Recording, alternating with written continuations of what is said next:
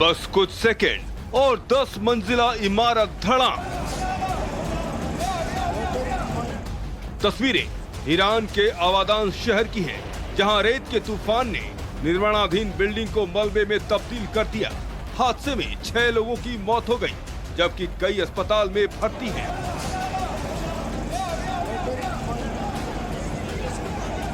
इमारत का एक हिस्सा गिरते ही चीख पुकार मच गई। लोग अपनी जान बचाने के लिए इधर उधर भागने लगे, तो कुछ ने इस मंजर को अपने मोबाइल फोन में कैद कर लिया। फौरन राहत और बचाव का काम शुरू हो गया है।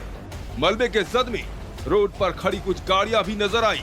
यहाँ के लोगों को लगा कि हादसा भूकंप की वजह से हुआ है, लेकिन कारण था रेत का तूफान। इस मामले में इमारत के मालिक और निर्माण कंपनी के मैनेजर को गिरफ्तार कर लिया गया है। नदी में तिनके की तरह बहता ये पुल है, जिसके जरिए लोग नदी को पार किया करते थे, लेकिन इस पुल को नदी में आई प्रलय चंद सेकंड में बहाकर ले गई। देखिए कैसे एक पुल का बड़ा हिस्सा पानी में तिनके की तरह बहता चला जा रहा है। तस्वीरें उत्तराखंड के पिथौरागढ़ की है, जहां नदियां एक बार फिर रौद्र रूप में नजर आ रही हैं। दरअसल पहाड़ों पर लगातार बर्फबारी और बारिश हो रही है, जिसकी वजह से एक बार फिर नदियां उफान पर हैं और लोगों के दिल में दहशत भर दी है।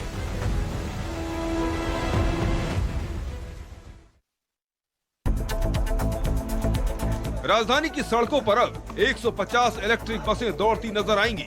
दिल्ली के मुख्यमंत्री अरविंद केजरीवाल ने 150 इलेक्ट्रिक बसों को हरी झंडी दिखाई। इसके बाद केजरीवाल खुद परिवहन मंत्री के साथ बस में सफर करते नजर आए। इलेक्ट्रिक बसें आज दिल्ली की सड़कों पे उतरी हैं। अगले 3 दिन हमने फ्री कर दिया है सबके लिए, तो आप लोग इसको खूब घूमें फिरें। आप ही की बसें हैं, संभाल के रखें, खराब ना करें, सीटें गंदगी ना करें अंदर। वहीं केजरीवाल सरकार ने दिल्ली वासियों को इलेक्ट्रिक बसों के साथ साथ 3 दिन मुफ्त यात्रा की सौगात भी दी है। गौरतलब है कि केजरीवाल सरकार ने सोमवार को ही लेटर जारी कर 150 इलेक्ट्रिक बसों की सौगात देने का ऐलान कर दिया था। आईएएस पूजा सिंघल की बात करते हैं, जिन पर शिकंजा कसता नजर आता है। उनके बाद झारखंड से लेकर बिहार तक ईडी ने छापेमार कार्रवाई की। पूजा सिंघल करीबी ईडी के सीधे निशाने पर हैं और उसी निशानदेही के आधार पर चुन चुनकर देश भर में पूजा सिंघल करीबियों पर ईडी कार्रवाई कर रही है।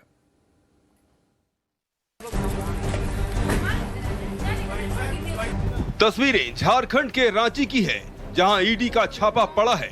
पहले आईएएस पूजा सिंघल और अब उनके करीबियों पर शिकंजा। ये आवाज रांची में सीनियर अधिकारी विशाल चौधरी की है। विशाल चौधरी सत्ता पक्ष के काफी करीब हैं और सूत्र बता रहे हैं कि इनके घर पर भारी मात्रा में कैश बरामद हुआ है। इसके बाद ईडी ने नोट गिनने के लिए 2 मशीनें मंगवाई हैं। उनके आवास के आसपास भारी सुरक्षा व्यवस्था है। आपको बता दें कि आईएएस पूजा सिंघल के सीए सुमन कुमार के घर भी 17 करोड़ से अधिक कैश बरामद हुई थी। तब भी ईडी ने नोट गिनने के लिए मशीन का सहारा लिया था।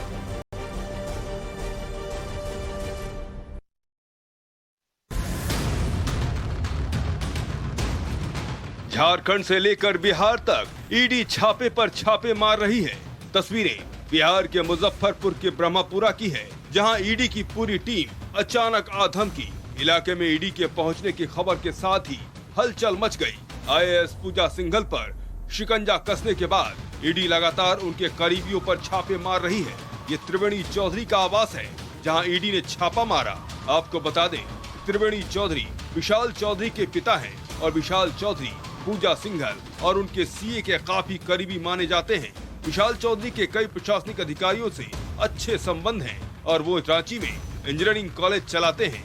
रांची में विशाल चौधरी के आवास पर भी छापेमारी में भारी मात्रा में कैश मिलने की खबर है।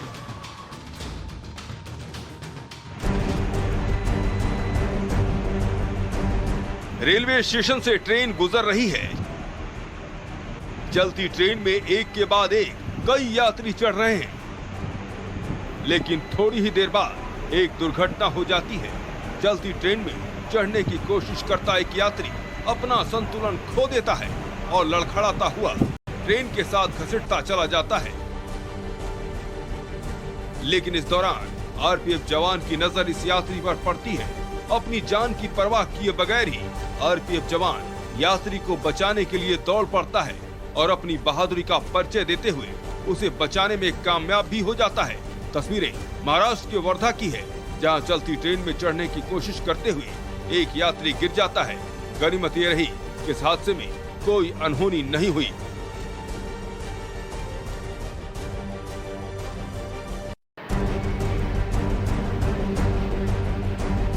रात के घुप अंधेरे में एक शटर से एक के बाद एक 3 चोर दाखिल होते हैं। पहला चोर दाखिल होते ही पेचकस की मदद से एक के बाद एक सभी लॉकर खोलने लगता है और उसमें रखे कीमती सामान को अपने साथी के हाथों में पकड़ा देता है। लेकिन दूसरे तीसरे नंबर का चोर उससे भी 10 कदम आगे बढ़ते हुए पूरी की पूरी अलमारी को ही उठा लाता है और उसे शटर के नीचे से निकाल ले जाने में कामयाब हो जाता है। चोरी की पूरी वारदात सीसीटीवी कैमरे में कैद हो चुकी है। तस्वीरें उत्तर प्रदेश की राजधानी लखनऊ की है, जहां चोरों ने आधी रात एक सुनार की दुकान में घुसकर चोरी की इस वारदात को अंजाम दिया और 400 ग्राम सोने के साथ 14 किलो चांदी पर हाथ साफ कर गया।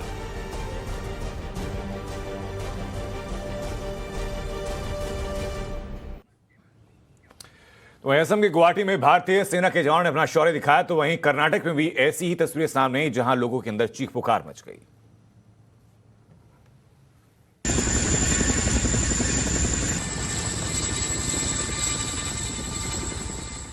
देख लो चीन, देख लो पाकिस्तान, देख लो हिंदुस्तान की ताकत, देख लो हमारे जवानों का शौर्य। हेलीकॉप्टर की आवाज से गूंजा पूरा इलाका। फिर हमारे कमांडो ने दिखाई अपनी हिम्मत, दिखाई अपनी ताकत। तस्वीरें गुवाहाटी की है, जब वायुसेना ने मॉक ड्रिल किया। एनएसजी के ब्लैक कमांडो ने चीनी हेलीकॉप्टर से मॉक ड्रिल कर अपना शौर्य दिखाया।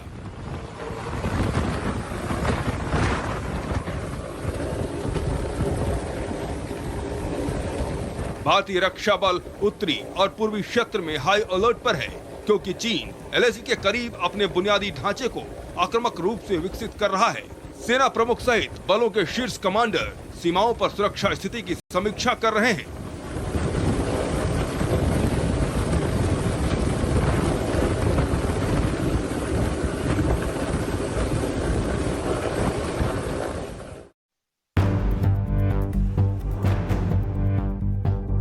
ट्रक के फरकच्चे उड़ चुके हैं, बस का कचूमर बन चुका है।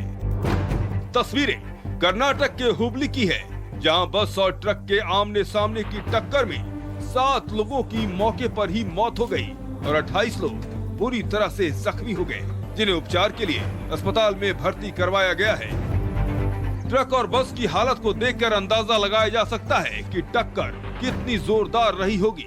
ट्रक के आगे का हिस्सा पूरी तरह से तहस नहस हो चुका है, तो वहीं बस के अगले हिस्से में कुछ नजर नहीं आ रहा है।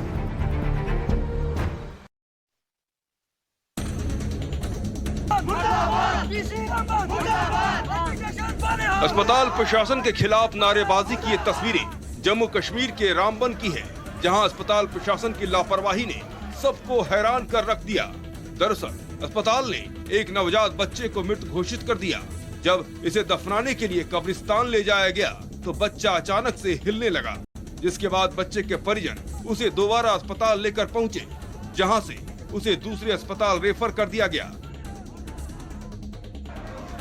नाराज परिजनों ने अस्पताल प्रशासन के खिलाफ जमकर नारेबाजी की। वहीं मामले की सूचना मिलने के बाद मौके पर पहुंची पुलिस ने परिजनों को समझा बुझाकर शांत करवाया और जांच के बाद कार्रवाई का आश्वासन दिया। वहीं अस्पताल प्रशासन ने एक्शन लेते हुए 2 लोगों को सस्पेंड कर दिया है।